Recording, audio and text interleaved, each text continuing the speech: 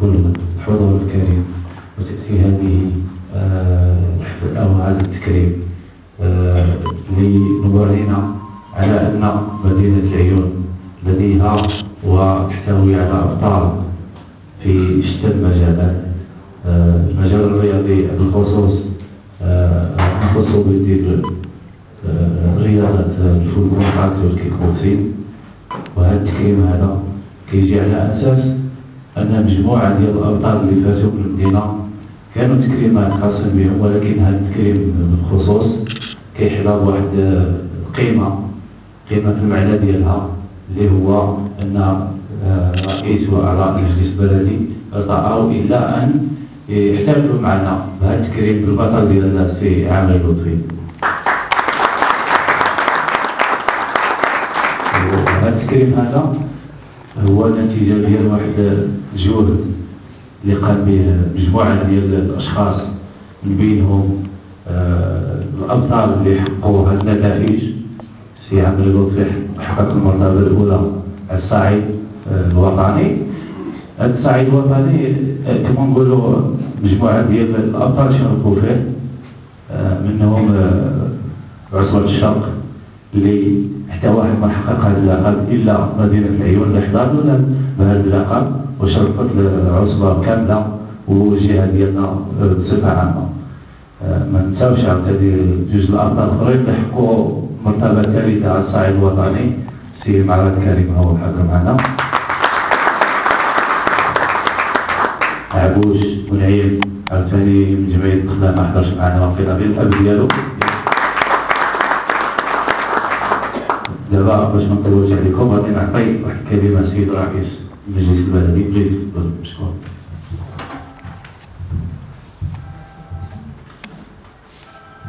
بسم الله الرحمن الرحيم، والصلاة والسلام على أشرف المرسلين. السادة أعضاء المجلس البلدي، السادة الحضور الكريم، أولا أشكركم جميعا على حضوركم لهذا الحفل الكريم،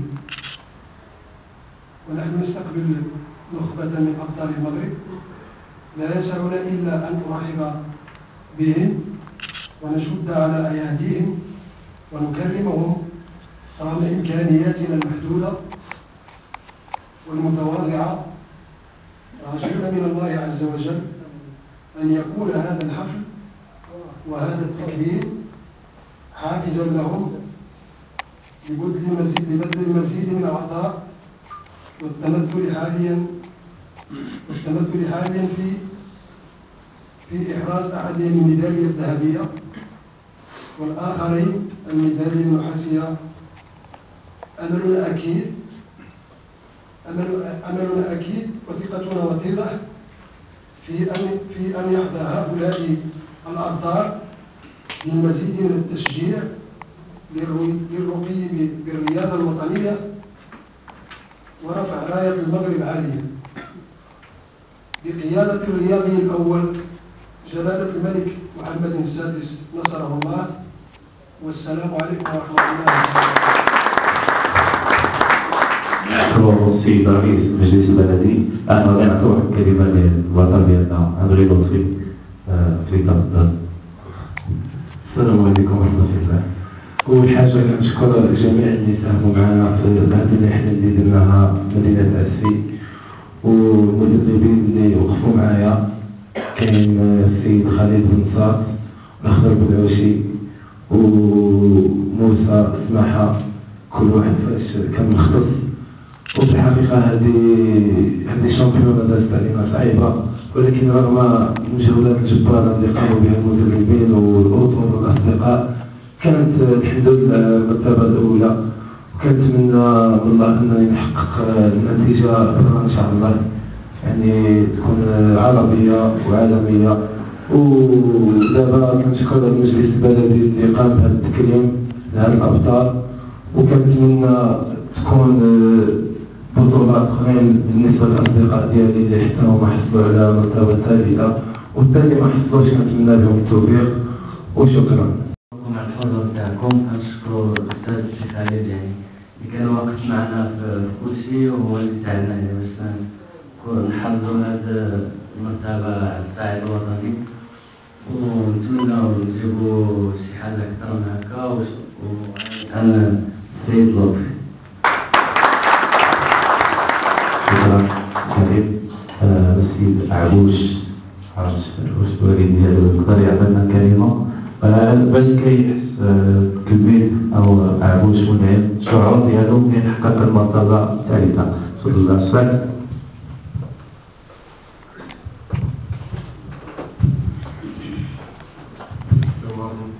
اللي كان على السوق كان على لطفي هو اللي قبلها هذا المجهود هذا والاخوان اللي ساعدهم بس. شكرا.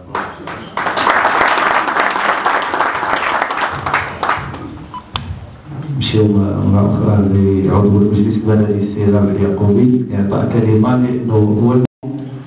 بغيت نعرف يعني لطفي كاينه معاه شي 10 سنين وبغيت نعرف انايا واش يعني ما خلاش الفراغ ديال الاستاذ ديال سليم ما خلاش فراغ ولا ما نقصلوش من الحافز ديالو باش يمشي. واش كانت ديك النصائح اللي عطاها هي كانت كافيه باش يجيب هذه البطوله ويزيد لقدام ولا انه زاد يعني زاد على النصائح ديال الاستاذ ديالنا؟ وبغيت نعرف شحال عندهم بطولات شحال لان ملي مشى الاستاذ كنفرقوا ملي مشى الاستاذ يعني فرقوا كانوا الدراري كانوا ابطال يعني كانوا ابطال بزاف بحال الجبيل بحال كانوا معنا بزاف تما طاقنا. بغيت نعرف انا لطفي يعني شحال عندهم بطولة داك الوقت واش باقي يعني دوك النصائح اللي كان ديال الاستاذ يعني باقيه والفرق ديال الاستاذ يعني ما نقصلوش المعنويات ديالو وكيفاش كانت البطولة يعني بالرفقه ديال الاستاذ خالد.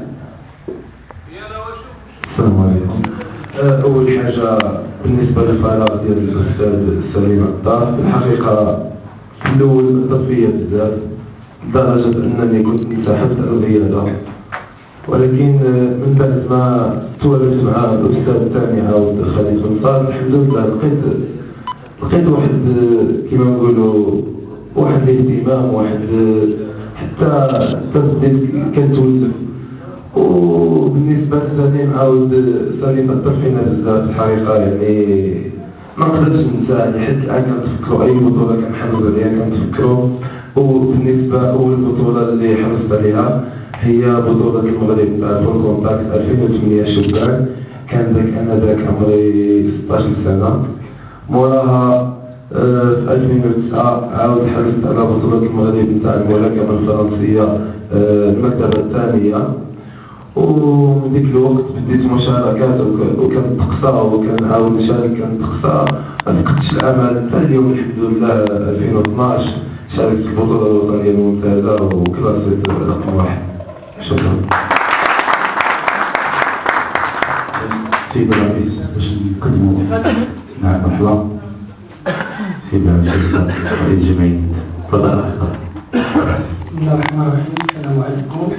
أول شيء كنقول السي لطفي مبروك عليك على أنك تستاهل قبل هذه الفترة يعني كانت تكتبها قبل، لكن كما كنعرفوا بطريقة ديال التحكيم وديال مرات عديدة بالسي لطفي كما كنعرفوه كان في المستوى وكان يستاهل باش يحقق هذه النتيجة هذه مدة قديمة.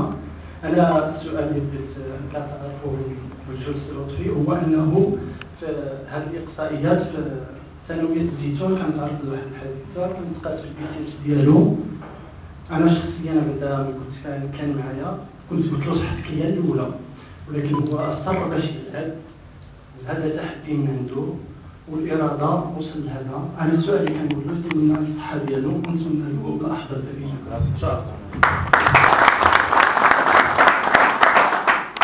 وفي الحقيقة كنت قاسيت في البيسيبس ملي كنت قلتها للأستاذ خالد بن صاد وكانت توجعني بزاف يعني غير مشينا نلعبوا في الخميس الأربعاء كانت توجعني بزاف كاع.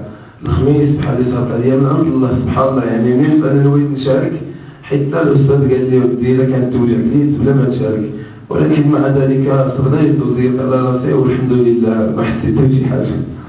شكرا. مبروك على البطلين وما نساوش واحد البطل لا معرض كريم للرتبة الثالثة راه ماشي سهلة. بطل شاب راه باغي يزيد قدام. سي لطفي راه قديم بحكم التجربة المرتبة الأولى راه مزيانة أستاذ كريم واش راه باغي يستمر ويزيد يحقق بطولات أخرين ولا كبيرة التراجع؟ نتمنى بالتوفيق. جواب أولي، هذا غادي يستمر ومازال يستمر ومازال يعطي نتيجة إلى الحساب إن شاء الله. هذا الإشارة عطاه يجاوب. هذه الإشارة هذا راه أول مشاركة ديالو خسر في المقابلة الأولى، المشاركة الثانية دار 2 مقابلات، المشاركة الثالثة دار 4 وما كلاساش، المشاركة الأخيرة ها هو تبارك الله جاب لنا 3 بلاص ونطمحوا الأولى إن شاء الله المرة الجاية. مرحبا. كنشكر السيد شعبان على التدخل نتاعو.